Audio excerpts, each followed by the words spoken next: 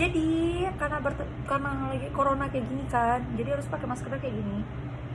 Tapi kan nanti kalian nggak bisa ngelihat mulutnya gitu, jadi mau gak mau harus diginiin.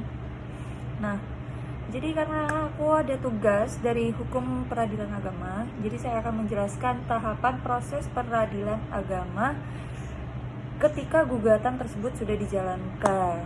Nah, yang pertama, pihak-pihak itu harus ke pengadilan agama untuk menyerahkan surat gugatan atau surat permohonan. Ya, dilengkapi sama berkas-berkas ya, pendukungnya gitu, ya seperti akta nikah dan lain-lainnya. Nah, yang kedua tahapannya, jadi para pihak itu setelah sudah lengkap semuanya diantarkan ke meja pertama atau petugas di meja pertama yang ada di pengadilan agama, atau bisa disebut biasanya sih kalau kebanyakan namanya PTSP, tapi saya juga belum pernah ke sana, mungkin namanya sama namanya PTSP itu. Nah, yang ketiga itu dari meja petugas yang pertama itu tuh akan memberikan penjelasan yang dianggap perlu yang berkenaan dengan perkara yang diajukan. Nah, yang keempat, pihak berperkara membayar panjar biaya perkara ke bank yang ditunjuk yang besarnya sesuai dengan jumlah yang tertera pada surat kuasa untuk membayar atau SKUM. Nah, yang kelima, pemegang kas menandatangani surat kuasa untuk membayar dan membubuhkan nomor urut perkara. Nah, balik lagi, tadi ada kerjaan sedikit. Nah, jika semuanya tuh prosedur sudah dilewatin, nah tinggal nunggu panggilan tuh dari pengadilan agamanya. Nah, kalau misalnya udah dipanggil, nah upaya yang pertama itu adalah upaya perdamaian.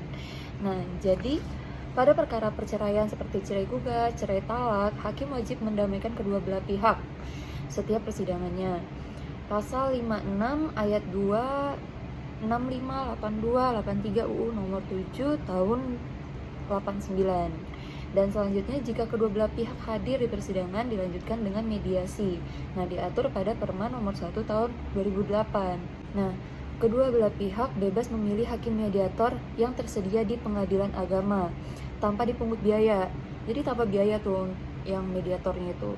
Apabila terjadi perdamaian, maka perkaranya dicabut oleh penggugat atau pemohon dan perkara telah selesai.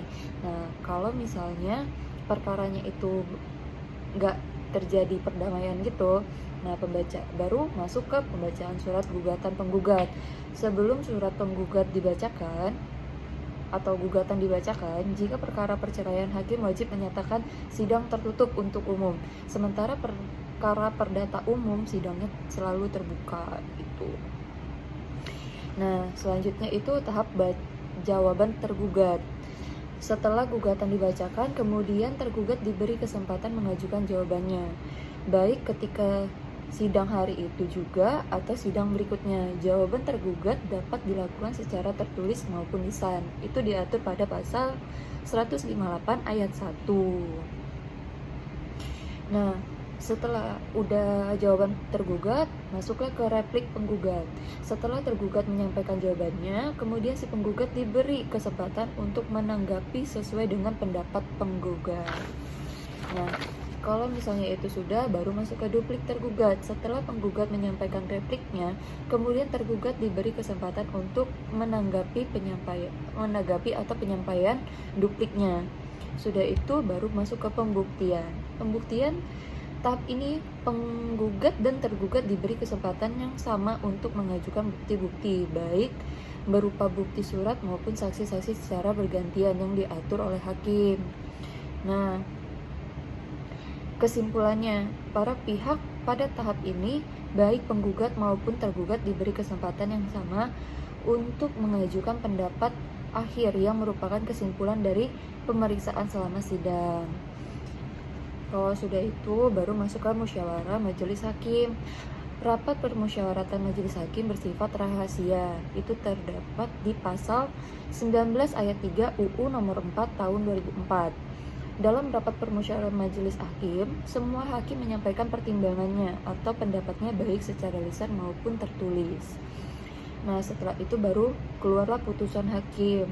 Setelah selesai musyawarah majelis hakim sesuai dengan jadwal sidang, pada tahap ini dibacakan putusan majelis hakim. Setelah dibacakan putusan tersebut, penggugat dan tergugat berhak mengajukan upaya hukum banding dalam tenggang waktu 14 hari setelah putusan diucapkan. Nah, ada sedikit catatan untuk perkara perceraian. Perkara perceraian talak masih ada sidang lanjutan, yaitu sidang pengucapan ingkrah talak, dan ini dilakukan setelah putusan berkekuatan hukum tetap atau ingkrah tadi. Kedua belah pihak akan dipanggil lagi ke alamatnya untuk menghadiri sidang tersebut. Nah, jadi kayak gitu tuh cara tahap-tahapan sidang peradilan agama dari yang perceraian sama yang perdata gitu. Nah, sekian dari saya. Semoga kalian bisa memahaminya. Ini udah sesingkat-singkat mungkin sih, ya kan? Jadi, thank you.